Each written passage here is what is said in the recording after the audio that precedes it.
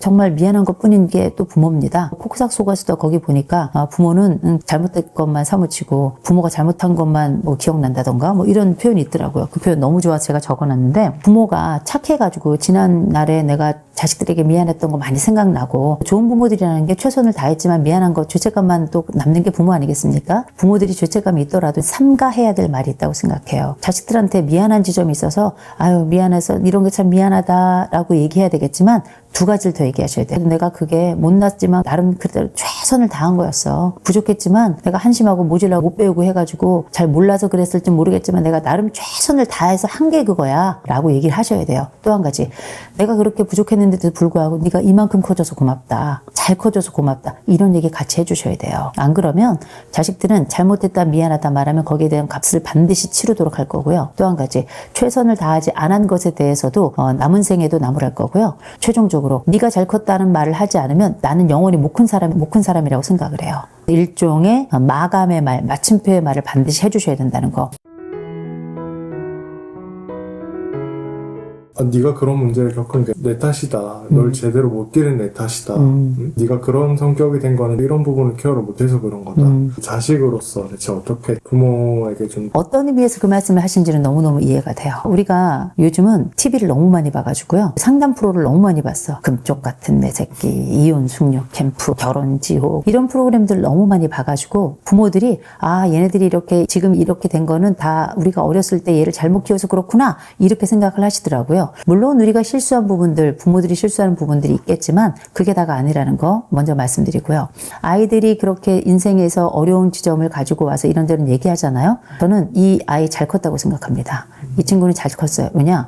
부모를 그래도 믿고 와서 이런 얘기를 할 수 있는 건 부모에 대한 신뢰가 있다는 거거든요. 그랬더니 부모가 그건 내가 너를 잘못 키워서 그런 것 같다, 이런 얘기를 하는 건 부모가 완전히 이 상황을 잘못 이해하고 있다. 공감받으러 온 거지 해결받으러 온 게 아니에요. 나이 든 부모가 이 사회생활에 대해서 무슨 해결을 줄 수 있겠습니까?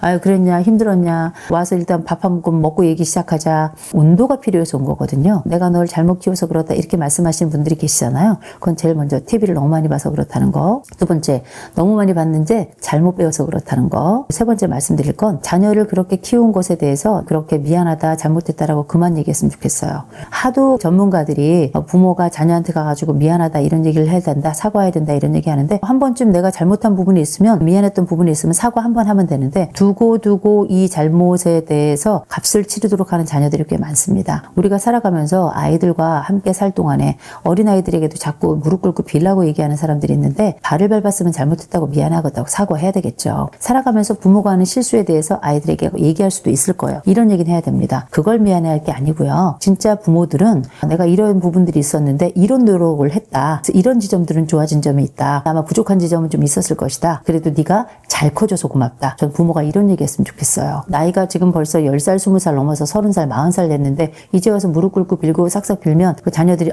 전 행복합니다, 사과를 받아서 아주 개운합니다, 이렇게 얘기할 것 같죠? 오히려 분노가 더 올라와요. 그럴 거면 왜 그렇게 했어요? 그렇게 할 것 같으면 그런 말을 하지 말았어야 될 거 아니에요? 이런 얘기하면서 오히려 부모의 남은 생의 멱살을 잡으려고 한단 말이에요. 부모도 다 실수하는 존재죠. 불완전한 존재이고요. 한심하고 멍청하고 때로는 돌아보면은 정말 미안한 것뿐인 게 또 부모입니다. 폭삭 속았을 때 거기 보니까 부모는 잘못된 것만 사무치고 부모가 잘못한 것만 뭐 기억난다던가 뭐 이런 표현이 있더라고요. 그 표현 너무 좋아서 제가 적어놨는데, 부모가 착해가지고 지난날에 내가 자식들에게 미안했던 거 많이 생각나고, 좋은 부모들이라는 게 최선을 다했지만 미안한 거 죄책감만 또 남는 게 부모 아니겠습니까? 부모들이 죄책감이 있더라도 삼가해야 될 말이 있다고 생각해요. 자식들한테 미안한 지점이 있어서 아유 미안해서 이런 게 참 미안하다라고 얘기해야 되겠지만, 두 가지를 더 얘기하셔야 돼요. 내가 그게 못났지만 나름 그대로 최선을 다한 거였어. 부족했지만 내가 한심하고 모질라고 못 배우고 해가지고 잘 몰라서 그랬을지 모르겠지만 내가 나름 최선을 다해서 한 게 그거야 라고 얘기를 하셔야 돼요. 또 한 가지, 내가 그렇게 부족했는데도 불구하고 네가 이만큼 커져서 고맙다, 잘 커져서 고맙다, 이런 얘기 같이 해주셔야 돼요. 안 그러면 자식들은 잘못했다 미안하다 말하면 거기에 대한 값을 반드시 치르도록 할 거고요. 또 한 가지, 최선을 다하지 않은 것에 대해서도 남은 생에도 나무랄 거고요. 최종적으로 정서적으로 네가 잘 컸다는 말을 하지 않으면 나는 영원히 못 큰 사람이라고 생각을 해요. 일종의 마감의 말, 마침표의 말을 반드시 해주셔야 된다는 거.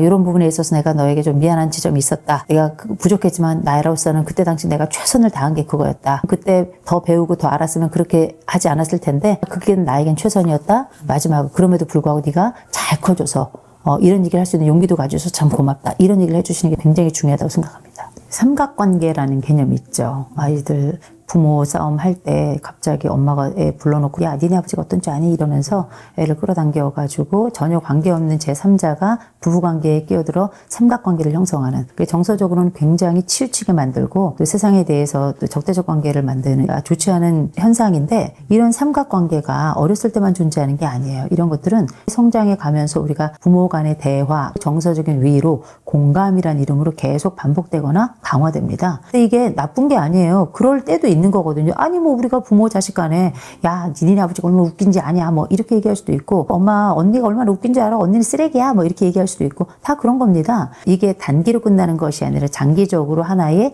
마치 정서적 줄기를 이루는 것처럼, 물줄기처럼 그렇게 쭉 간다면 이거는 다른 한쪽을 완전히 메마르게 만드는 방식이에요. 그래서 상대에게 댐을 쌓게 하고 그 댐에 따라 가지고 그 물을 방류하지 않으면 그 반대쪽에 있는데 완전히 고갈돼서 죽는 거 아니겠습니까? 그렇게 삼각관계라고 하는 게 가족관계에 있어서는 좋지는 않아요. 이런 관계가 쭉 성장을 해가면서 우리가 좋은 말로는 이제 서로 간에 공감을 잘하는 관계, 대화가 잘 되는 관계일지 모르겠지만, 이런 정서적 의존은 단기에 끝나지 않아요. 장기적으로 이어지고, 더군다나 내가 나이를 먹어서 내 부모는 또 늙어가요. 내 엄마가, 내 아버지가 나한테 너무 의존해요. 이건 정서적 의존뿐만 아니라 경제적으로도 의존하고 많은 것들로 의존해요. 돌이켜 생각해 보잖아요. 나이가 들면 자신감이 떨어지고 친구가 줄어들어요. 자식들에게 의지할 게 많아지기는 해요. 공적인 업무를 처리한다든지, 컴퓨터와 관련된 부분이라든지, 스마트폰과 관련된 부분이라든지, 이런 거는 부모들이 잘 할 수가 없어요. 심지어 나이들어 키오스크도 제대로 잘 못하니까, 우리가 두 발로 걷지 못할 때 지팡이 하나 짚으면서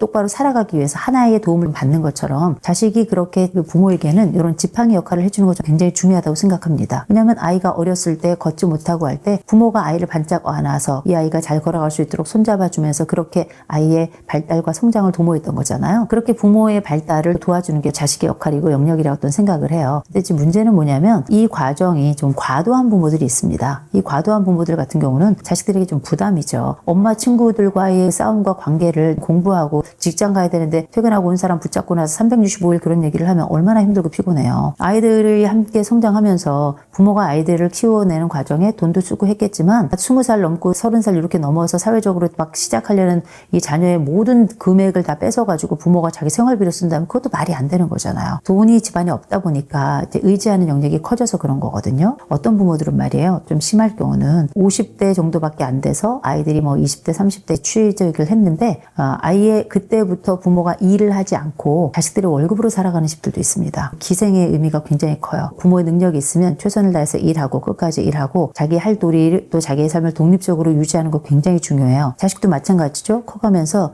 자기의 일상생활과 자기의 경제적 영역을 안정적으로 확대해 가면서 자기의 삶을 구가하는 거 되게 중요한데, 부모가 이렇게 일방적으로 모든 경제생활을 딱 포기한 채로 자식에게 들러붙어가지고 이 자식의 돈을 나누어 쓰는 경우 심각한 경우라고 생각을 하거든요. 이런 집들이 꼭 경제적으로만 의존하겠습니까? 정서적으로도 의존해요. 판단과 결정 모든 것들로 의존합니다. 이런 경우는 참 안타깝고 역기능적 가정이긴 해요. 부모들이 그렇게 나에게 다가오고 마치 나의 삶을 점령하듯이 이렇게 오는데, 때로는 이걸 내가 거절하기 굉장히 어렵고, 심지어 내가 밀어내려고 하기엔 나를 완전히 점령한 상태, 더 이상 내가 움직이지 않으면 이 집이 움직이지 않는 이런 양태가 된 경우들이 꽤 많이 있거든요. 저는 이럴 때 말씀을 드립니다. 착취적 부모도 있어요. 의존한다고 얘기하지만 엄밀히 말하자면 이런 사례들 같은 경우는 착취적인 겁니다. 자녀가 자기의 삶을 독립적으로 영위하지 못하게 하고, 다른 외부에 사실상 다른 관계도 이 부모를 부양하고 부모의 삶을 챙기느라고 자기의 개인적인 일을 전혀 하지 못하게 하는 건, 이거는 좀 착취라고 생각해요. 예를 들어 부모가 아픈 경우, 갑자기 좀 아파진 경우로 좀 다를 수 있겠지만,